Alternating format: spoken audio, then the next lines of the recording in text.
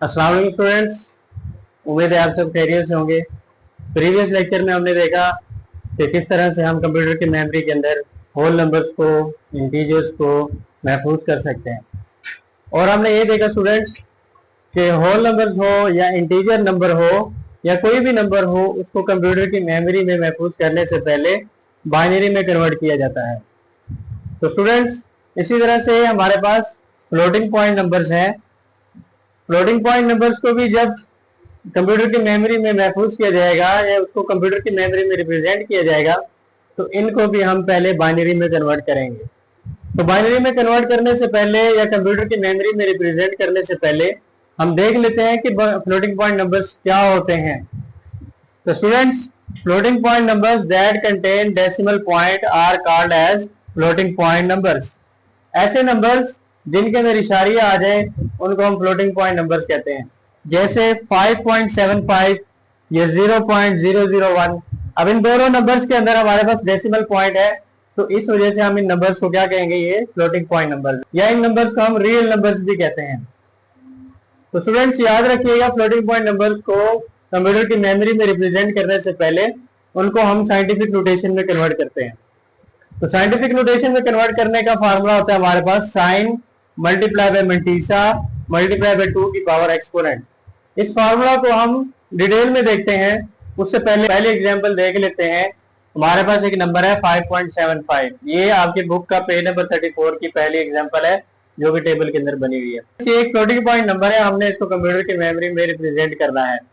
तो कंप्यूटर की मेमोरी में रिप्रेजेंट करने से पहले कुछ स्टेप्स हैं जो कि हमने फॉलो करने हैं। स्टेप 1 क्या है कि हमने इसको बाइनरी में कन्वर्ट करना है। स्टेप 2 क्या है कि हमने उसको साइंटिफिक नोटेशन में कन्वर्ट करना है। और स्टेप 3 के अंदर हम उसको बाइनरी में रिप्रेजेंट कर रहे होंगे। तो स्टेप नंबर 1 की तरफ चलते हैं। स्टेप 1 था हमारा कन्वर्ट इनटू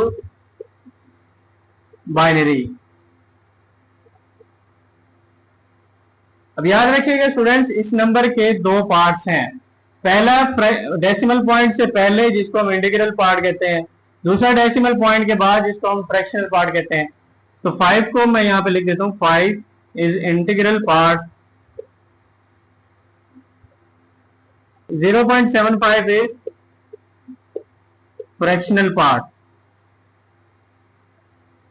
अब बारी बारी हमने इन दोनों पार्ट्स को बाइनरी के अंदर कन्वर्ट करना है। तो स्टूडेंट, जब इंटीग्रल पार्ट को बाइनरी में कन्वर्ट करेंगे तो उसको 2 पे डिवाइड करेंगे, और 0.75 को जब हम बाइनरी में कन्वर्ट करेंगे तो उसको 2 के साथ मल्टीप्लाई करेंगे। 2 के साथ क्यों मल्टीप्लाई किया जा रहा है, तो याद रखिएगा स्टूडेंट्स, बाइनरी नंबर की बेस 2 होती है। बाइनरी नंबर की बेस 2 होती है, जिसकी वजह से हम इन दोनों नंबर्स को 2 पे डिवाइड और मल्टीप्लाई करते हैं। तो 5 को 2 पे डिवाइड करेंगे तो क्या आंसर आएगा हमारे पास। अब 2 का टेबल पढ़ना है आपने कि 5 आ जाए। 2 2 4 होता है, 5 नहीं आता, इसलिए हम 4 लिख लेंगे। 2 2 4 और रिमाइंडर हमारे पास 1 बचता है। इसी तरह से 2 का टेबल पढ़ना है कि 2 आ जाए। 2 1 2, रिमाइंडर 0 बचता है, रिमाइंडर हमारे पास 0 बचता है। तो स्टूडेंट्स, आपने इसको इस फॉर्मेट के अंदर लिख लेना है। तो 5 हमने कन्वर्ट कर लिया बाइनरी के अंदर, इसकी बाइनरी बनी 1 0 और फिर 1। इसी तरह से अब हमने 0.75 यानी फ्रैक्शनल पार्ट को बाइनरी में कन्वर्ट करना है। इसको हम 2 के साथ मल्टीप्लाई कर देंगे, 0.75 मल्टीप्लाई बाय 2। स्टूडेंट्स, ये आंसर आता है हमारे पास 1.5। इस जो आंसर आया हमारे पास, इसका इंटीग्रल पार्ट 1 है, तो 1 को आपने साइड पे लिख लेना है। इसी तरह से इसका जो फ्रैक्शनल पार्ट है, इसको दोबारा से 2 के साथ मल्टीप्लाई करेंगे, 0.5 मल्टीप्लाई बाय 2, जो कि आंसर आता है हमारे पास 1। तो स्टूडेंट्स, क्योंकि इसका कोई फ्रैक्शनल पार्ट नहीं है, इसलिए हम इसको मजीद, इसका चूंकि फ्रैक्शनल पार्ट नहीं है, इसलिए हम इसको मजीद 2 से मल्टीप्लाई नहीं करेंगे। और इस 1 को आपने, और इसको आपने इस फॉर्मेट के अंदर लिख लेना है। जैसे कि हमारे पास 0.75 की बाइनरी आई है 1 और फिर 1, ये बाइनरी में कन्वर्ट हो गया। 5.75 को हमने बाइनरी में कन्वर्ट किया, तो 5 की हमारे पास बाइनरी बन रही थी 101। फिर पॉइंट को आपने वैसे लगा लेना है, और इसी तरह से 0.75 की बाइनरी हमारे पास बनी 11। तो स्टूडेंट, स्टेप नंबर 2 की तरफ चलते हैं। स्टेप 2 क्या था कि हमने इस नंबर को साइंटिफिक नोटेशन में कन्वर्ट करना है, और साइंटिफिक नोटेशन में कन्वर्ट करने के लिए हमारे पास फार्मूला होता था students, sign multiply by mantissa multiply by 2 की पावर एक्सपोनेंट। तो स्टूडेंट्स साइंटिफिक नोटेशन में कन्वर्ट करने का रूल आपने डेसिमल नंबर्स के अंदर भी पढ़ा होगा कि जो हमारा डेसिमल पॉइंट होता है उसको हम फर्स्ट सिग्निफिकेंट फिगर की तरफ मूव करते हैं। इस नंबर के अंदर हमारे पास जो पहला 1 है ये फर्स्ट सिग्निफिकेंट फिगर है, तो हम इस पॉइंट को मूव करके यहाँ पे ले आएंगे, मतलब कि ये पॉइंट हमारा left to right, right to left की तरफ मूव होगा। तो ये बनेगा 1.0111, ठीक है स्टूडेंट। उसके बाद हमने इसको 2 के साथ मल्टीप्लाई करना है, ये हमारा क्या बन गया मेंटिसा। साइन यहाँ पे हमारा प्लस लगा हुआ है, पॉजिटिव है, नंबर चूंकि हमारा पॉजिटिव है तो यहाँ पे साइन पॉजिटिव, और ये हमारे पास मेंटिसा आ गया। इसी तरह से हमने मल्टीप्लाई बाय 2 करना है, और एक्सपोनेंट क्या बना था, जितने नंबर हमने मूव किया था, हमने 2 डिजिट्स लेफ्ट की तरफ मूव किया, इसलिए हम इसकी पावर 2 लिखेंगे क्योंकि हमने 2 डिजिट्स मूव किया, और प्लस लिखेंगे क्योंकि, और हम इसको पॉजिटिव साइन के साथ लिखेंगे क्योंकि हमने लेफ्ट टू राइट मूव किया, और अगर हम राइट टू लेफ्ट की तरफ मूव करते तो वो हमारा साइन नेगेटिव हो जाना था।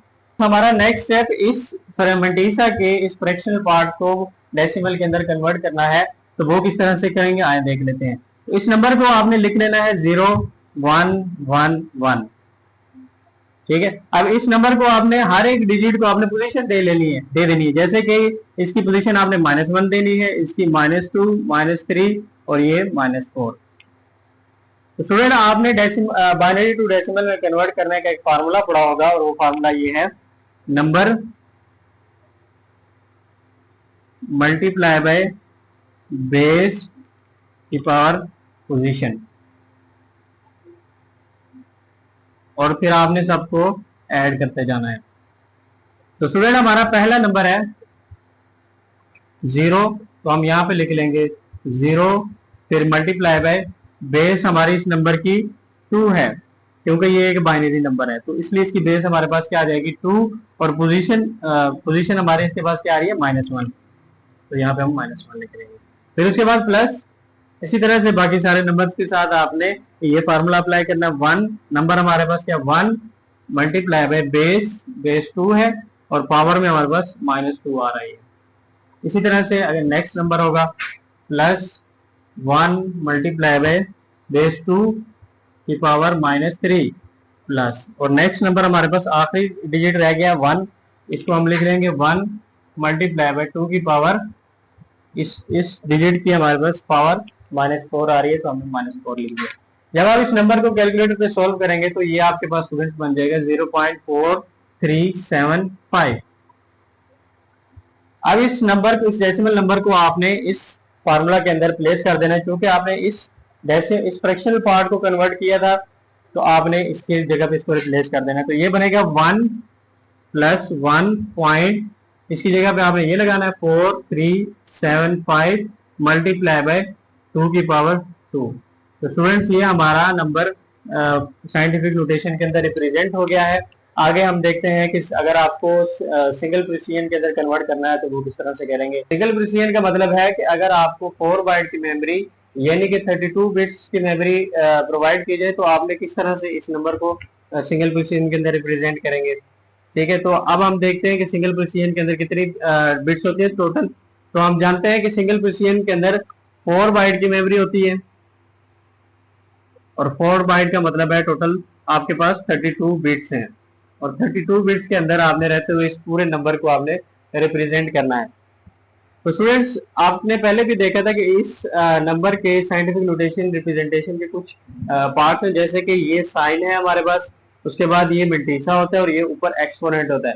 तो पहले हम साइन को मेमोरी देंगे, इन 32 बिट्स में से साइन को मेमोरी देंगे, कुछ मेमोरी हमारे मेंटिसा के पास चली जाएगी और कुछ मेमोरी एक्सपोनेंट के पास चली जाएगी। तो साइन को कितनी मेमोरी जाती है, तो स्टूडेंट्स याद रखिएगा साइन बिट को हमेशा 1 बिट की मेमोरी, और हम देखेंगे कि साइन पॉजिटिव है तो यहाँ पे हम 0 लगाएंगे वरना 1 लगा देंगे। उसके बाद है जी मेंटिसा। अब मेंटिसा को कितनी मेमोरी देंगे हम, तो स्टूडेंट्स मेंटिसा को हमेशा 23 बिट्स की मेमोरी आपने देनी है। सिंगल प्रिसीजन के अंदर। तो इस नंबर को, इस डेसिमल नंबर को बाइनरी में रिप्रेजेंट करना है, इस मेंटिसा के इस पार्ट को आपने बाइनरी में रिप्रेजेंट करना है, उसके लिए आपके पास 23 बिट्स होती हैं। 32 में से एक बिट साइन बिट के पास चली गई और 23 बिट्स हमारी एक्सपोनेंट की होती है, 23 बिट्स हमारी मेंटिसा की होती है और 8 बिट्स जो रिमेनिंग होती है वो हमारी एक्सपोनेंट की होती है। अब मेंटिसा को हमने टोटल 23 बिट्स देनी है, लेकिन उससे पहले हम इस डेसिमल नंबर को बाइनरी में कन्वर्ट करेंगे। तो स्टूडेंट्स, ये जो फ्रैक्शनल नंबर है इसको हमने पहले भी देखा कि जब भी फ्रैक्शनल नंबर को बाइनरी में कन्वर्ट किया जाएगा उसको 2 से मल्टीप्लाई किया जाता है। तो इस नंबर को हम 2 से मल्टीप्लाई करके देख लेते हैं।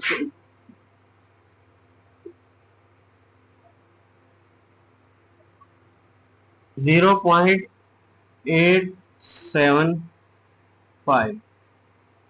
अब इसमें से बाइनरी निकालने का तरीका ये है कि इसका जो इंटीग्रल पार्ट है उसको हमने साइड में लिख लेना है। 0 इसका इंटीग्रल पार्ट है तो हमने इसको साइड में लिख लिया। उसके बाद दोबारा से इसके फ्रैक्शनल पार्ट को दोबारा 2 के साथ मल्टीप्लाई करेंगे तो ये बनता है 0.875 मल्टीप्लाई बाय 2। स्टूडेंट, इसका आंसर आता है 1.75। अब इसका इंटीग्रल पार्ट 1 है तो इसको हम साइड पे लिख लेंगे और इसके फ्रैक्शनल पार्ट को दोबारा से 2 के साथ मल्टीप्लाई किया जाएगा, जैसे 0.75 मल्टीप्लाई बाय 2।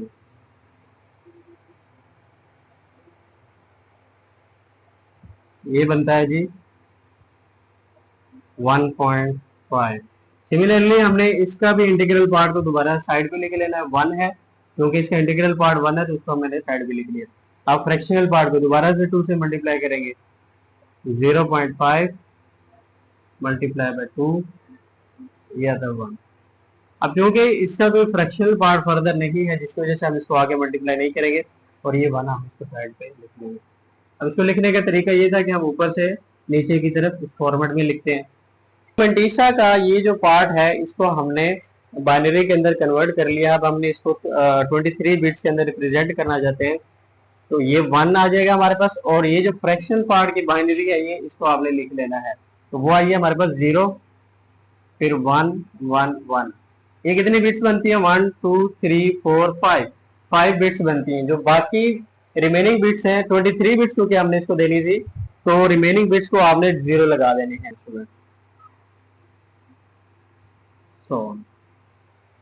तो ये हमारा मेंटिसा का पार्ट भी मेमोरी के अंदर रिप्रेजेंट हो गया। अब हमने देखना है कि हम इस एक्सपोनेंट को किस तरह से मेमोरी के अंदर रिप्रेजेंट करेंगे। तो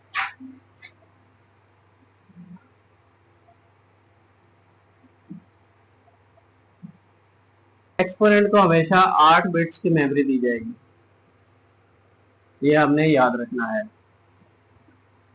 तो इसको एक्सपोनेंट को बाइनरी में कन्वर्ट करने का तरीका ये है कि अब देखें हमारे पास फ्रैक्शनल, पॉजिटिव फ्रैक्शनल पार्ट हो तो उसकी मैक्सिमम रेंज हमारे पास 127 होती है।